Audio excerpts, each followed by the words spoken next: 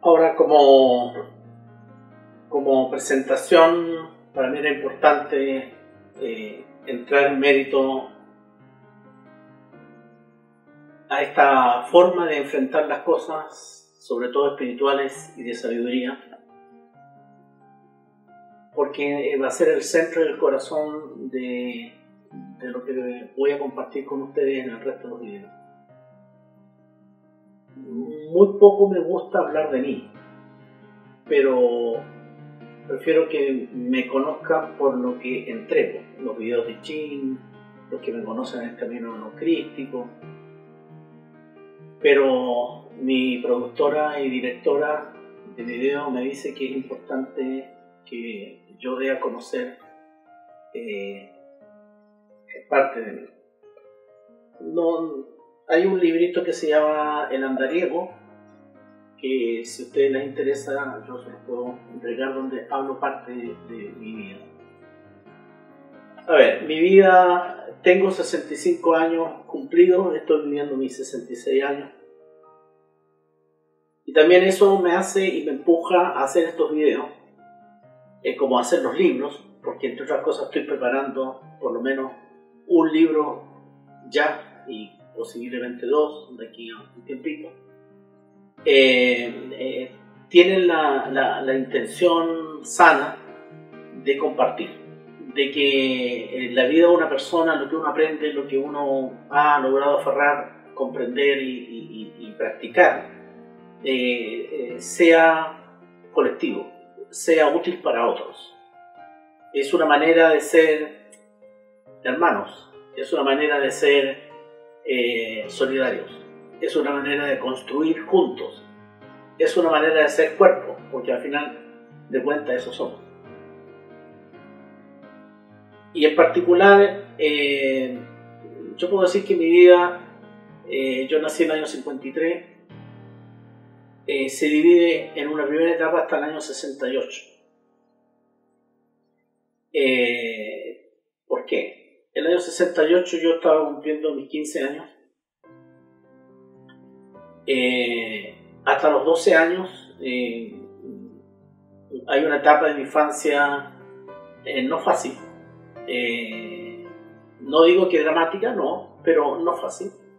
Una familia disfuncional, en fin, pero independientemente de eso, a partir de mis 12 años yo tomo y asumo en mí la responsabilidad de hacer mi propia vida, de vivir mis propias experiencias y de no depender de otros, sino que del propio esfuerzo.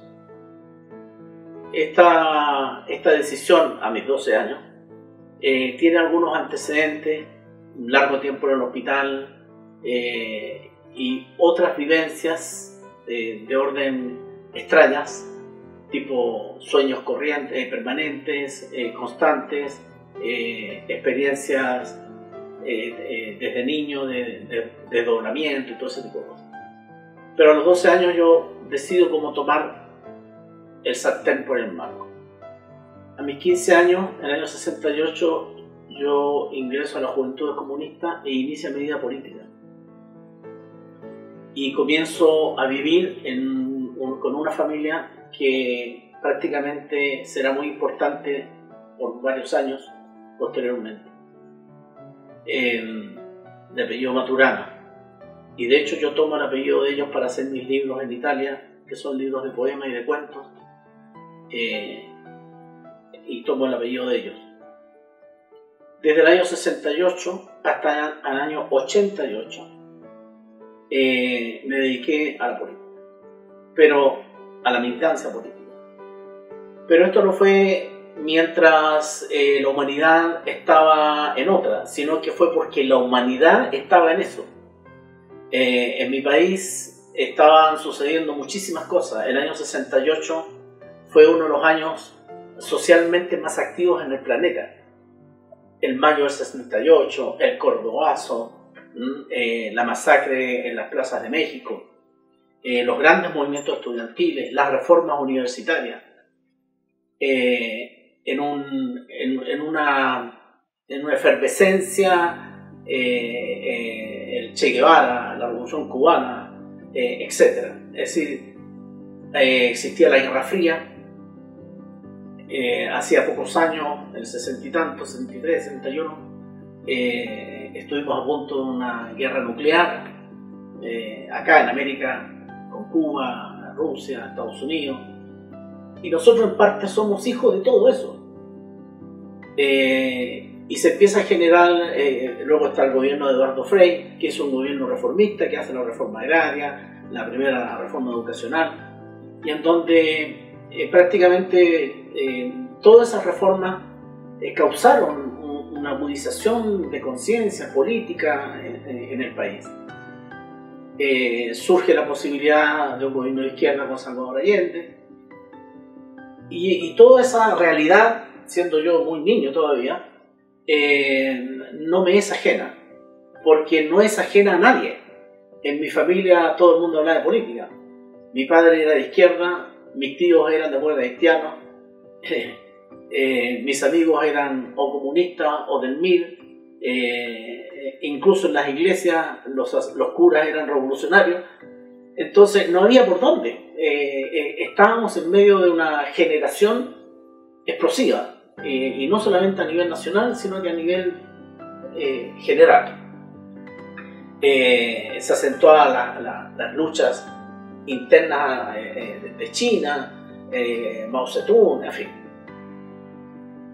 Era un panorama que para una generación de muchachos de 15, 16 años, a los 14 también, era inevitable involucrarse de alguna manera.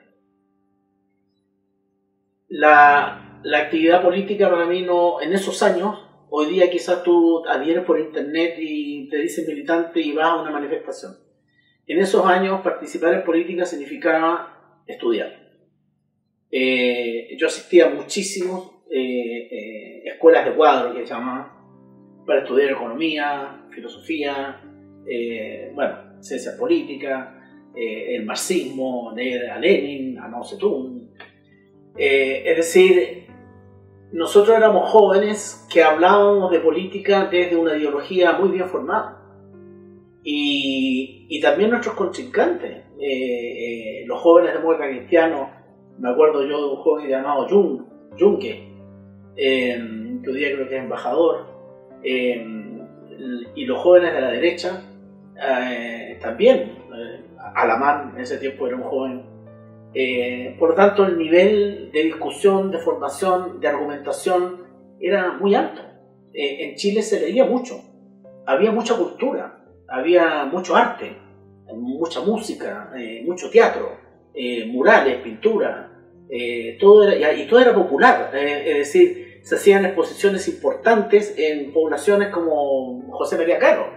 Es decir, era otro Chile.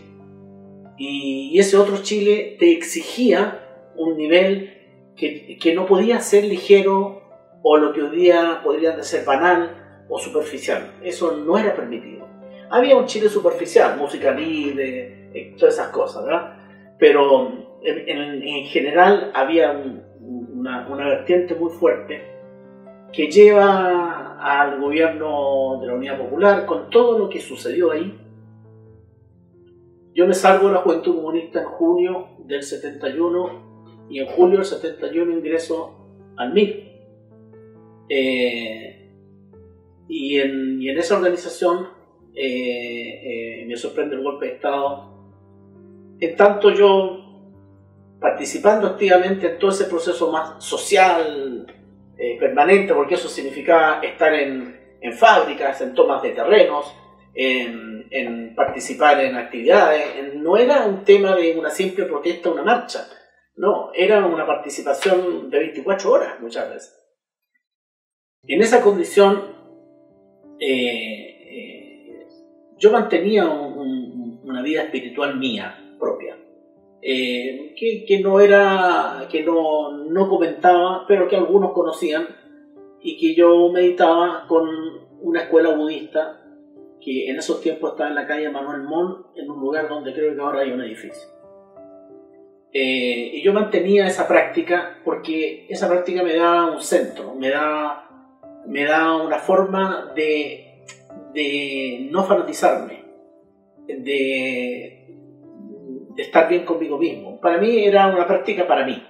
No tenía ninguna trascendencia, no buscaba a Dios ni nada. Me servía, era útil, me hacía bien. Sin embargo, el golpe de Estado del 73, para quienes estuvimos de la parte de los que fuimos derrotados,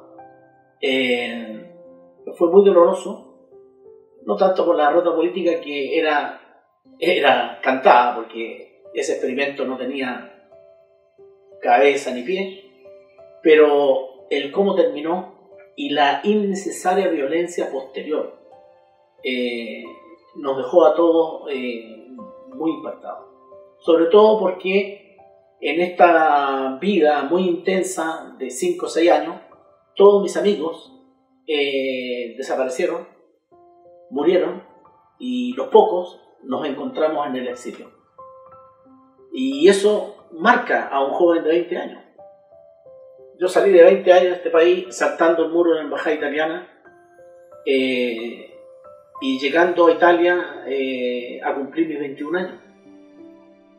Y en ese momento yo tengo una crisis existencial muy fuerte, en donde yo desecho todo lo espiritual y me volví un ateo con todas las incoherencias de los ateos.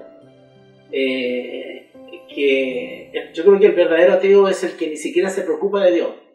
Yo era de esos ateos que tenía un problema con Dios. Estaba muy enojado, no entendía lo que había pasado en mi país y tomé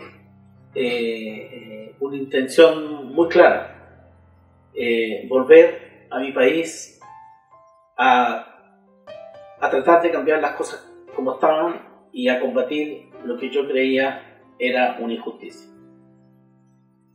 Y los primeros meses que estuve en el exilio yo estaba empecinado con eso, y por ese motivo acepto irme a un país como Yugoslavia. Hoy día no existe ese país, sería Serbia.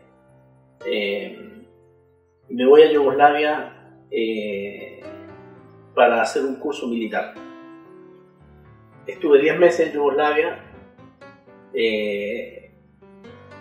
y cuando volví a Italia, a la ciudad de Milán, tenía una crisis interna, que el socialismo que estaba conociendo no era el socialismo que yo me había imaginado, que no era lo que nosotros creíamos que era, y tal vez dije, quizás sea solamente Yugoslavia, otros países pueden ser distintos, porque Yugoslavia es muy particular. Pero se instaló en mí un problema. Comienzo a estudiar ciencias políticas y luego derivo en el periodismo por razones emocionales. Conozco una mujer que fue importante en mi vida, porque puedo decir que no fue mi primera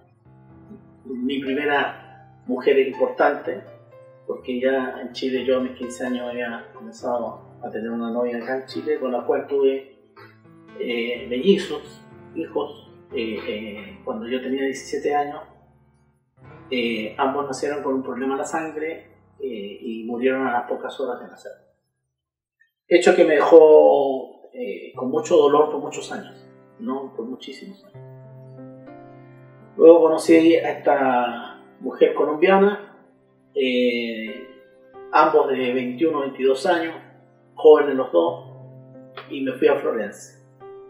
Y en Florencia, una ciudad maravillosa, viví 6 años, 7. Estudié ciencias de la comunicación y posteriormente, como era un instituto no universitario, sino que instituto regional que me llaman, algunos exámenes se dan en Milán, y en Milán entro en contacto con personas que van a ser fundamentales en mi vida y con las cuales voy a trabajar por muchos años posteriormente. El hijo de un gran filósofo que era profesor mío, Ludovico Geymonat, lo pueden ver en internet, buscar Ludovico Geymonat. Su hijo, Mario, me toma para participar en una revista cultural que se llama Nueva Cultura, que estaba recién empezando, y de ahí en adelante entro de lleno en el periodismo, primero cultural, posteriormente político, y terminé en el área internacional. justamente en esta labor, siempre muy ligado a la vida italiana, yo me desligué bastante de la situación chilena, no latinoamericana. Tenía poco contacto con Chile, aparte de mi hermano y algunos amigos, pero prácticamente toda mi vida estaba alrededor de muchos italianos. Después que yo termino mi relación con Claudia, que no,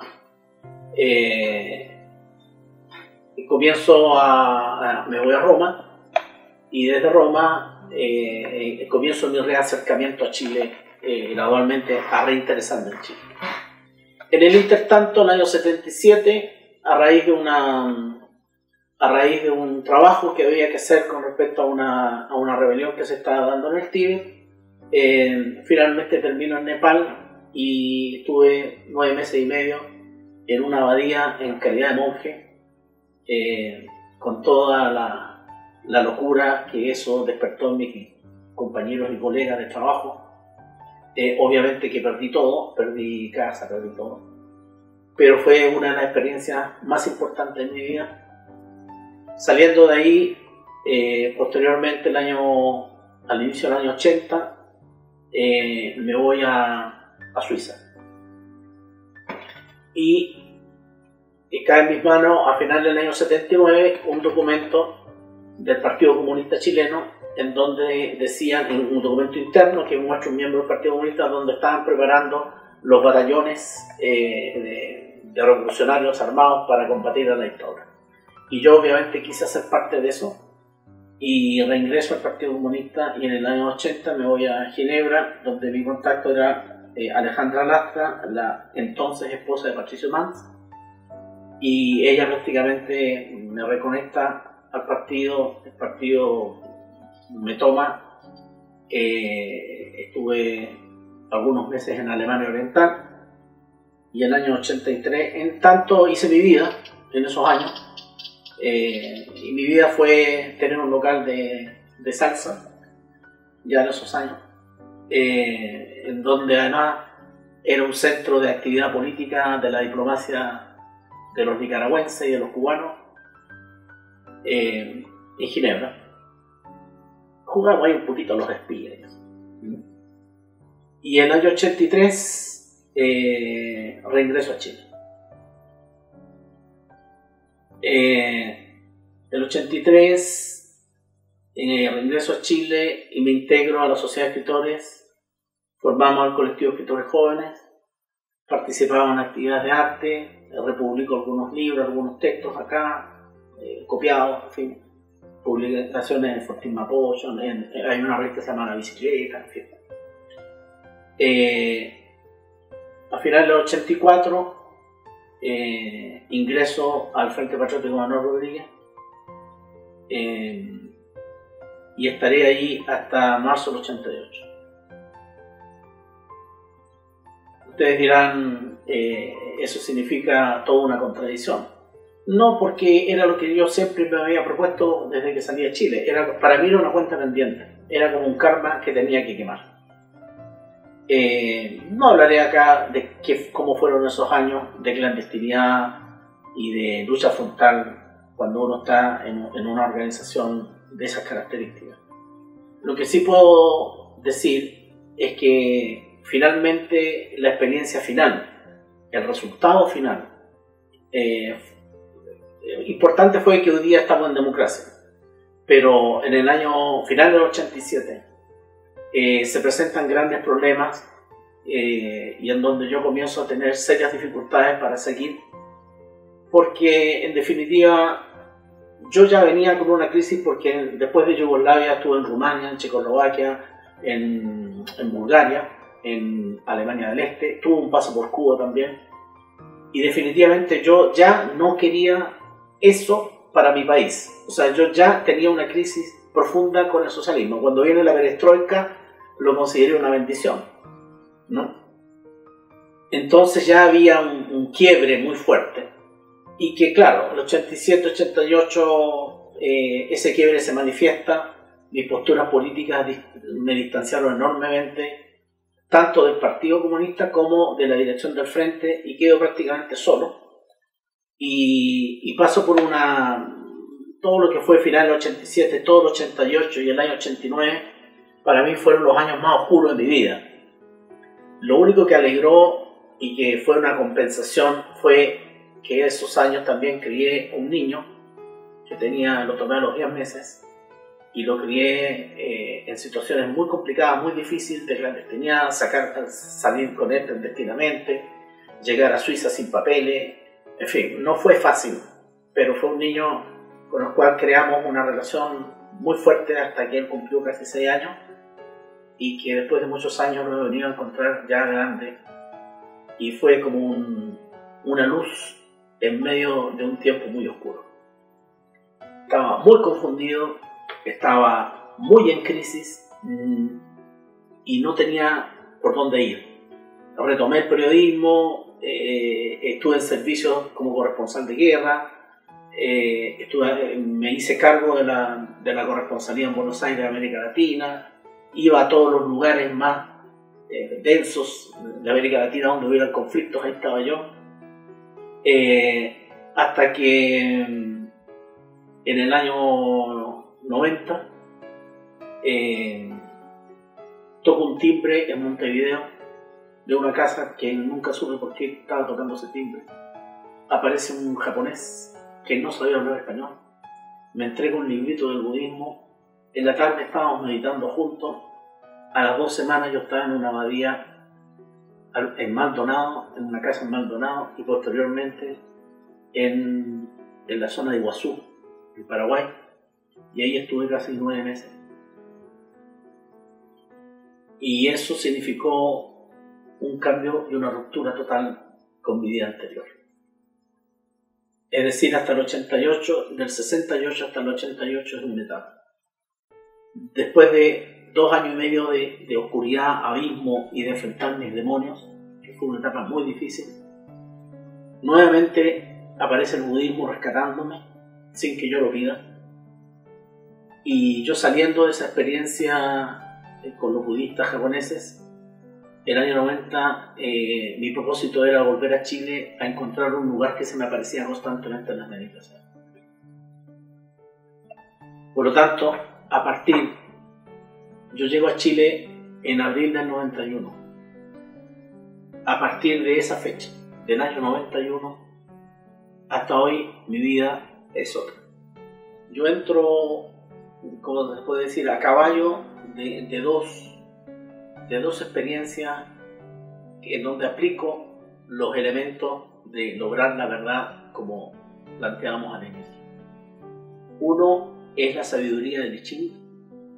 2 es la búsqueda de este lugar que por prácticamente 1 año y medio me persigue hasta que lo encuentro al interior del Valle Putaendo. Y me quedé 9 semanas y media en ese lugar, teniendo una serie de vivencias, de comprensiones, de vivencias internas, espirituales, y que me llevan a un punto alto de todo el trabajo de meditación que había hecho durante prácticamente muchos años. Y ahí se verifica algo que está en la meditación del I Ching.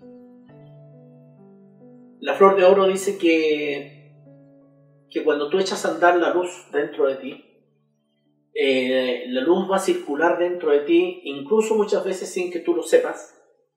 Te llevará a tener un conflicto con tu oscuridad, con tus tinieblas, con tus abismos, tendrás que dar tus combates, pero en todo eso está siendo movido por la luz, incluso si tú la abandonas, una vez que tú la echaste a andar, siempre y cuando tú no pactes conscientemente con lo contrario a la luz.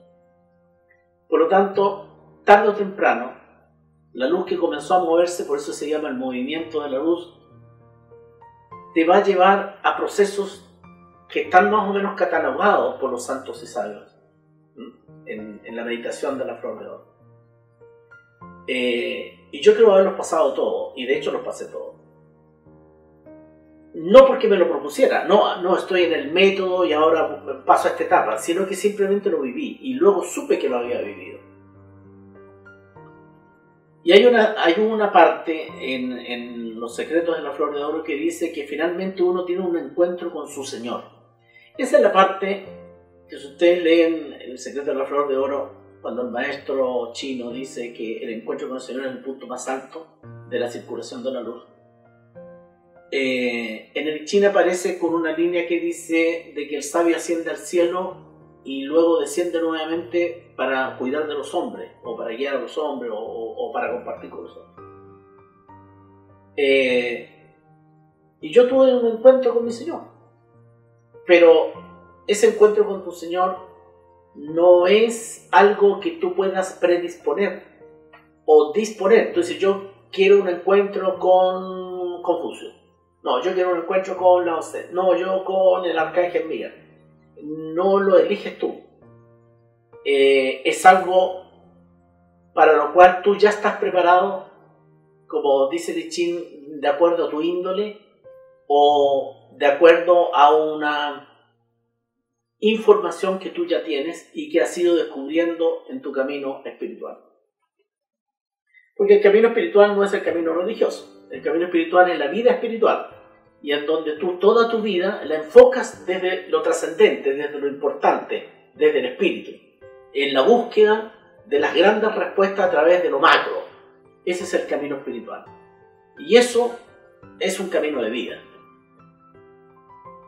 El encuentro con mi Señor fue algo que a mí me dejó confundido mentalmente, culturalmente, por dos motivos. Uno, porque yo no lo esperaba, no estaba en mis cabales. Dos, porque yo traía una tranca cultural, porque la familia de mi abuela materna era muy católica y yo de niño fui acólito y nos escapamos con mi hermano de la iglesia porque el cura era pedófilo. El cura se llamaba Álvarez y era de la iglesia que está en Carmen con Maule, donde yo estudié. Mi hermano se escapó por una ventana, el tipo. Entonces, en esas condiciones y viendo todas las incoherencias que yo vi de mis tíos,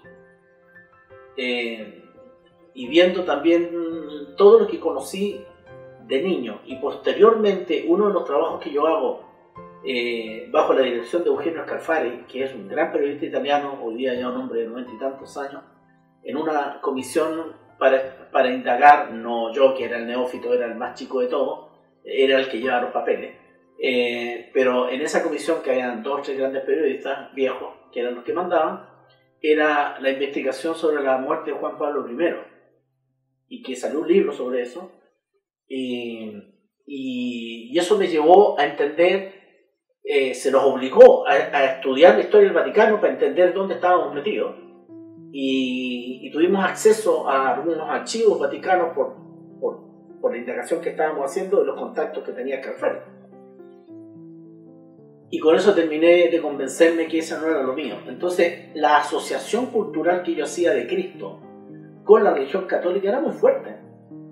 Por lo tanto, cuando quien se presenta ante mí es un sujeto que comienzo a reconocer como el Cristo, yo entro en una crisis no menor. Primero, porque no era lo que yo me esperaba. Segundo, porque yo tenía mis trancas con el catolicismo, y no me gustaba lo que yo sabía y conocía de la cristiandad, que la investigué mucho, porque yo viví en Italia y sí que conozco cómo funciona. Por lo tanto, no fue fácil ese encuentro. Pero ¿qué hizo que yo en un momento determinado cediera a ese encuentro y a esa aceptación? Que comienzo a entender y comienzo a recibir y comienzo a indagar a través incluso de los textos como el Evangelio, apócrifos y otras cosas, que en realidad el Cristo que yo conocía o que me habían presentado en la cruz o que yo conocía a través de la Iglesia Católica o de mi madre, que era en ese tiempo era mormona y luego fue evangélica, no era el Cristo que yo estaba conociendo. Y eso, por un lado, me encantó, porque eso es revolucionario y todo lo que sea revolucionario a mí me gusta. Y ese Cristo distinto, que no está en la cruz, y que tiene otra cualidad y no tiene ninguna de las cualidades que las religiones le endosan, fue el que permitió que yo dijese sí, esto sí. Si es así, sí. Y de ahí comienza un camino en donde la conjunción de lo crístico con el I Ching tuvo momentos sumamente armoniosos, que fueron muy gratos y duró bastantes años, 5 o 6 años. Y hubo un momento también en donde yo sentí que como que los caminos se dividían y yo tenía que optar. No fue fácil. Ese camino también yo lo he vivido de la misma manera, comprobando. Si yo recibo la revelación de que Cristo, la salvación no está en la cruz, yo no me quedo con esa verdad. Yo la indago, la investigo, la tengo que pasar nuevamente por el sedazo de la comprobación, la tengo que vivenciar espiritualmente. Para eso usé todas las herramientas que tenía, el oráculo del I Ching, las meditaciones, los giros, etc. Todo lo que yo conocía para comprobar que lo que estaba entendiendo y lo que se me estaba mostrando lo podía hacer mío. No solamente que me gustara la idea, sino que entender el cómo, el cuándo, el por qué, el por qué nos han dicho otra cosa, por qué esto que estoy entendiendo no es lo que generalmente se entiende. Nunca fue un estado de epifanía, luego un enamoramiento y luego un sentido mesiánico de decir, esta es la verdad recibida. No, para mí todo era, hay que investigarlo, hay que aseverarlo, hay que vivenciarlo, hay que hacerlo propio. Y para eso era necesario hacer un trabajo que ha durado ya bastantes años, del 91 a esta fecha, creo que son cerca de 27 años.